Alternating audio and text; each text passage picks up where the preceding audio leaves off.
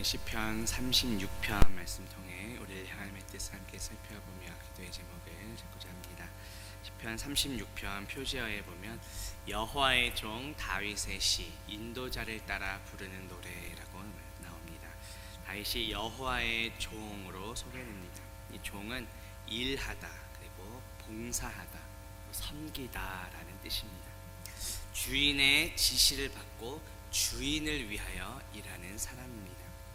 다윗은 여호와 하나님으로부터 사명을 받았고 하나님의 일을 하는 사역자로 자신을 소개합니다. 다윗은 자신이 왕이고 또 정치 지도자 이러한 신분보다 먼저 영적 지도자임을 스스로 깨달았습니다. 하나님을 섬기는 종으로서 백성들을 올바른 길로 이끌기 위해 이 시를 지은 것입니다. 본문 1절 보시면 악인의 죄가 그의 마음속으로 이르기를 그의 눈에는 하나님을 두려워하는 빛이 없다 하니 라고 말씀합니다. 악인의 죄는 근본적으로 하나님의 그 권위에 도전하며 하나님의 주권을 인정하지 않는 그런 반역죄를 가리킵니다. 악인의 눈에는 하나님을 두려워하는 빛이 없다고 말씀합니다. 이 두려워한다는 것은 하나님을 경외하는 것, 즉 공경하는 마음을 가리킵니다. 하나님의 심판과 형벌을 두려워하여 그 마음속에 일어나는 어떤 악의 그 충동을 억제하는 그런 감정입니다. 하지만 악인들은 어떻습니까? 창조주 하나님에 대한 경외심이 없다고 말씀합니다. 공의로우신 하나님을 두려워하지 않습니다. 그 죄를 억제하고자 하는 그 마음을 완전히 잃어버렸다고 말씀합니다. 본문 2절 보시면 그가 스스로 자랑하기를 자기의 죄악은 드러나지 아니하고 미워함을 받지도 아니하리라 함이로다 라고 말씀합니다. 이 스스로라는 말이 원문에 보면 그의 두 눈 안에서라고 되어 있습니다. 자기의 편견에 사로잡히는 것을 뜻합니다. 악인이 스스로 자신의 죄악이 드러나지 않고 미워함도 나는 받지 않을 거야 이렇게 우쭐거리는 모습을 보여줍니다. 그 모습을 지적하는 말씀입니다.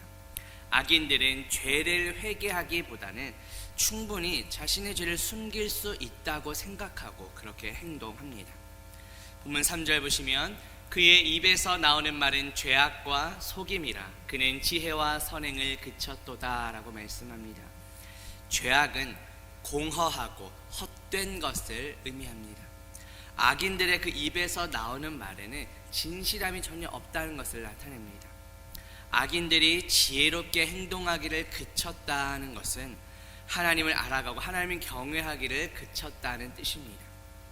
본문 4절 보시면 그는 그의 침상에서 죄악을 꾀하며 스스로 악한 길에 서고 악을 거절하지 아니하는도다 라고 말씀합니다. 침상은 보통 일반적으로 하루 동안 쌓인 그런 피로를 풀기 위해 편안히 쉬는 곳입니다. 그런데 악인은 그러한 쉼의 장소에서까지 악을 꾸미고 도모한다고 말씀합니다. 악인이 행하는 그 악행이 그만큼 계획적이고 의도적이어서 그 죄질이 매우 심각하다는 것을 보여줍니다. 갑자기 악행을 저지른 어떤 실수나 어떤 우발적인 범죄와는 달리 이렇게 편안히 쉬는 침상에서부터 이 은밀한 곳에서부터 악을 꾸미고 계획해서 기회가 온다면 바로 악을 행할 실행에 옮길 준비를 하고 있다는 것입니다. 반면에 의인들의 모습은 어떠할까요?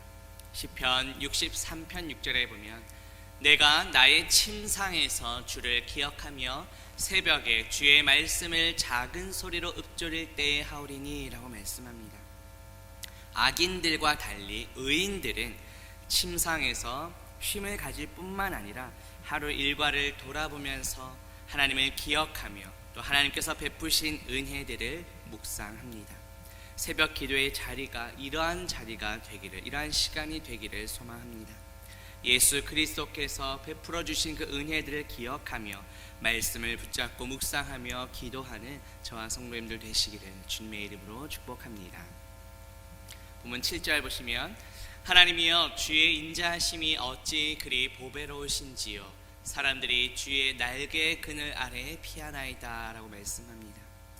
주의 인자하심, 이것은 헤세드라는 단어인데요, 언약, 즉 약속에 기초한 하나님의 변함없는 사랑을 나타냅니다.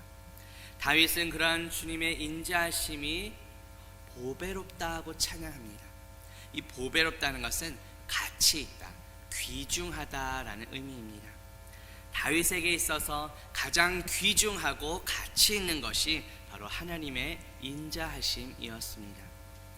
주의 날개는 백성들을 안전하게 보호하시고 돌보시는 하나님의 은혜와 사랑을 나타냅니다. 특별히 이 날개에 해당하는 히브리어 단어는 신약에서 그 12해 동안 혈루증을 앓았던 여인이 만졌던 그 예수 그리스도의 겉옷자락을 가리킵니다. 마태복음 9장 20절에 보면 12해 동안이나 혈루증으로 앓는 여자가 예수의 뒤로 와서 그 겉옷가를 만지니 라고 말씀합니다. 당시 혈루병은 부정한 병으로 간주되었습니다. 그리고 이 혈루증을 앓는 사람과 접촉을 한 사람까지 부정하게 만들었습니다.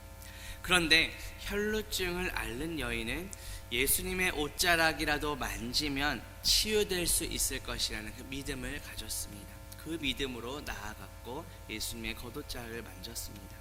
그래서 예수님께서 부정하게 되신 것이 아니라 그 예수님의 거룩함으로 인하여 이 여인이 치유되었습니다. 동일한 단어가 말라기 4장 2절에도 나옵니다. 내 이름을 경외하는 너희에게는 공의로운 해가 떠올라서 치료하는 광선을 비추리니 너희가 나가서 외양간에서 나온 송아지같이 뛰리라 하고 말씀합니다. 이 광선에 해당하는 히브리어 단어가 카나프인데 각주에 보면 날개로도 번역됩니다. 고대 애굽 사람들은 이 태양을 묘사할 때 그 광선을 상징한 태양빛이 여러 날개가 달린 그런 원반 물체로 표현을 했습니다. 이 날개를 뜻하는 카나프는 어떤 끝이나 가장자리를 상징하는 표현으로도 많이 사용됩니다. 태양의 가장자리에 있는 광선이라는 의미입니다. 참 태양이신 예수 그리스도로부터 그 치료하는 은혜의 광선이 비추인다라는 뜻입니다. 본문 7절 다시 보시면 하나님이여 주의 인자하심이 어찌 그리 보배로우신지요 사람들이 주의 날개 그늘 아래 피하나이다 라고 말씀합니다. 오늘 본문에 나온 이 날개, 그리고 좀 전에 봤던 말라기 4장 2절에 나온 광선, 그리고 신약에 혈루증 걸린 여인이 만졌던 그 마태복음 9장 20절에 나온 그 예수님의 겉옷자락, 다 동일한 단어입니다. 따라서 주의 날개 그늘 아래 피한다라는 것은 참 태양이시며 말씀 그 자체이신 예수 그리스도께로 나아가서 치유와 회복을 경험한다라는 뜻입니다.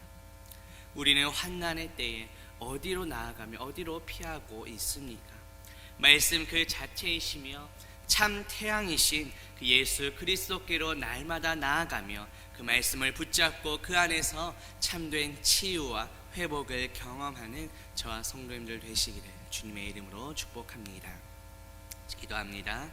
하나님 아버지, 오늘 말씀을 통해 예수 그리스도는 우리가 피할 날개이시며 말씀 그 자체이심을 깨닫게 하시니 감사합니다. 날마다 말씀이 육신이 되어 우리 가운데 오신 예수 그리스도를 붙잡기 원합니다. 말씀 그 자체이시며 참 태양이신 예수 그리스도께로 날마다 나아가며 말씀을 붙잡고 그 안에서 참된 치유와 회복을 경험하게 하옵소서. 예수 그리스도께서 베풀어 주신 은혜들을 기억하며 말씀을 붙잡고 묵상하며 기도하는 우리 모두가 되게 하옵소서. 예수 그리스도의 이름으로 기도합니다. 아멘.